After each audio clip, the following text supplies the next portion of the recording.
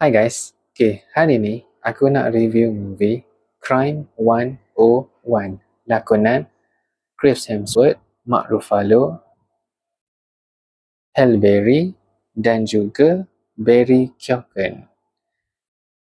Empat pelakon tu adalah daripada Marvel Studio, kalau korang perasan diorang punya watak.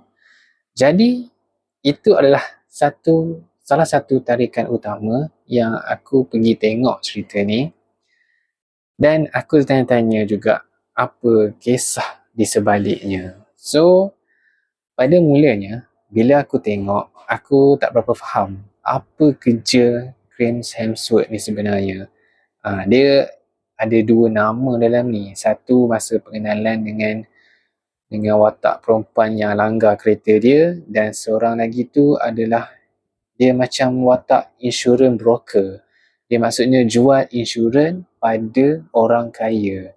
So maksudnya kalau dia orang insurans kan, harta-harta dia orang yang berjuta-juta tu kepada syarikat insurans lah.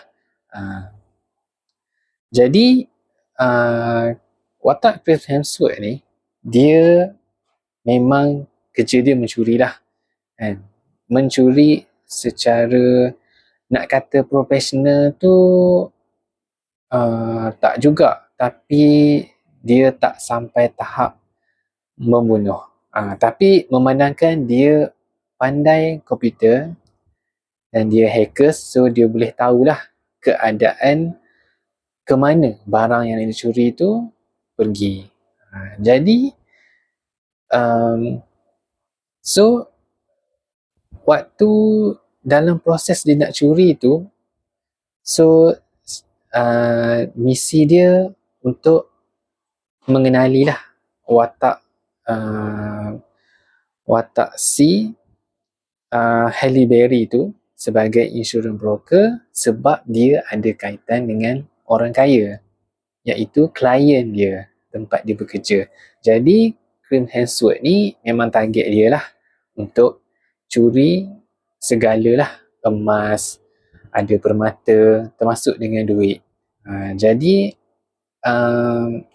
pengenalan pertama dengan Halle Berry tu okey lagi, tak ada masalah.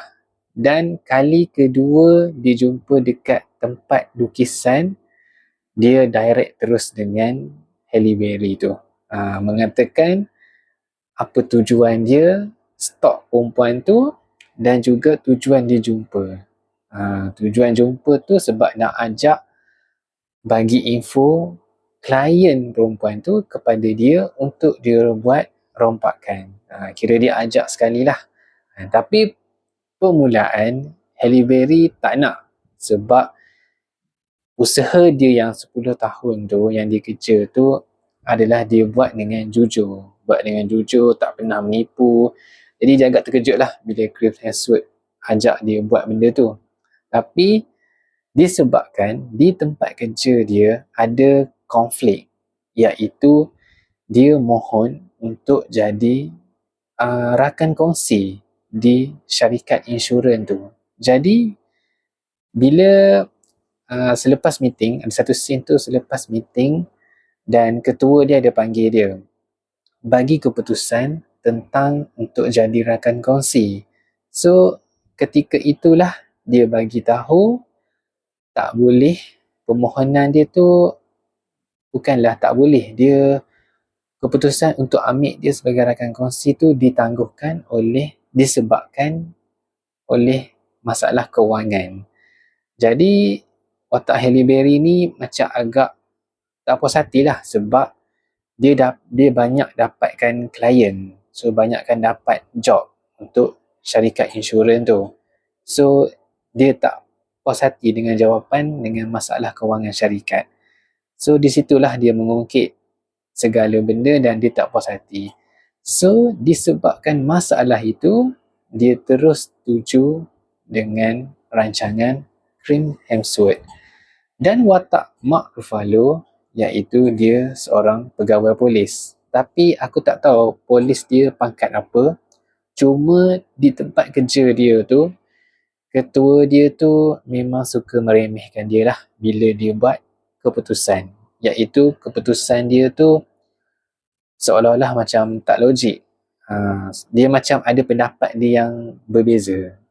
Jadi dia memang dipandang rendah lah oleh dia punya captain, kata silap aku, ketua dia lah, ketua dia tu. So ada konflik juga Mark Ruffalo di tempat kerja.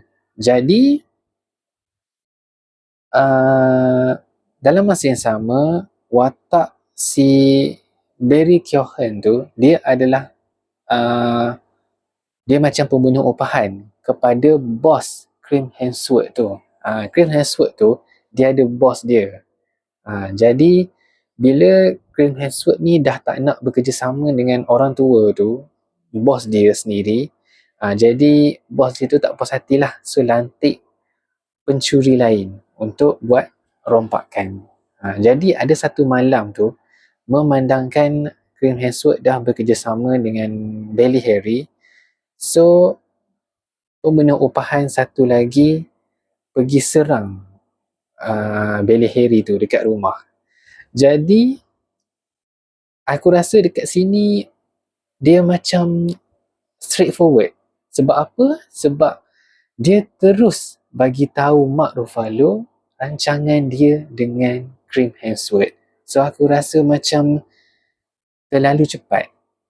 Seolah-olah diorang tak sempat nak teruskan rancangan asal tu. Jadi dia bagi tahu the whole plan apa dia dengan Chris Hemsworth nak buat untuk merompak salah satu orang kaya lah. Orang kaya masa tu dia ada buat wedding. Tapi di hujung tu, dia bukan di situasi dekat majlis perkahwinan pun, tapi dekat hotel. So di situlah dia merancang. So Mark Ruffalo pun secara tak langsung pun terlibat juga dalam rancangan tu. Jadi aku tak sure Chris Hemsworth tahu ke tak in the end, tapi dia tahulah Mark Ruffalo tu bawa pistol dekat belakang. Jadi di situ. So untuk cerita ni, aku boleh katakan 2 jam 20 minit tu agak bosan sebab dia banyak bercakap. Aksi aku terus terang kata memang tak banyak. Jadi perjalanan cerita dia tu bagi aku dia macam entahlah, kadang-kadang macam melerik, tapi 2 jam 20 minit tu cukup. Cuma bagi aku terlalu panjang. Cuma dia nak cerita kisah dia jumpa dengan Bailey Harry, lepas tu dengan ada konflik Mark Ruffalo lagi, dia punya watak. Jadi aku boleh katakan agak bosan sikit. Tapi storyline menarik. Bagi aku menarik untuk Crime 101 ni. Kenapa 101? Sebab kejadian rompakan tu semuanya terjadi berhampiran dengan Jalan 101 di Los Angeles tu. Jadi memandangkan cerita ni dah seminggu lebih ditayangkan, so kemungkinan besar tak lama lagi 2-3 bulan akan masuk dekat streaming platform lah. Dan kemungkinan besar mungkin akan masuk dekat Prime Video. Kata silap aku lah, kalau tengok pada studio yang bawa cerita ni, aku rasa Prime Video lah. Jadi untuk cerita ni, pelakon tak ada masalah. Empat-empat tu pelakon Marvel. Jadi membuatkan salah satu faktor aku nak tengok. Tapi ceritanya menarik.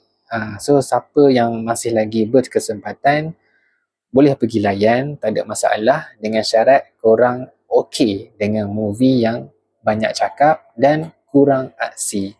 Cuma korang nak tengok lah lakonan dan macam mana dia buat rompakan tu. Cuma itulah, macam aku cakap tadi, plan dia dengan watak Halle Berry tu macam terlalu cepat. Diorang dah plan, tapi Halle Berry terus pergi bagi tahu Mark Ruffalo. So aku rasa macam dekat situ, macam tu je. Dia seolah terlalu cepat. Jadi bagi aku tak puas nak tengok diorang bekerjasama nak buat rompakan tu terhadap klien dia. So pada yang dah tengok, korang rasa macam mana? Puas hati atau terlalu panjang, atau sebenarnya boleh dipendekkan lagi, buang scene yang tak perlu dan tak penting yang tak membawa kepada penceritaan. Jangan lupa komen dekat bawah, tengok aku review movie yang akan datang. Bye!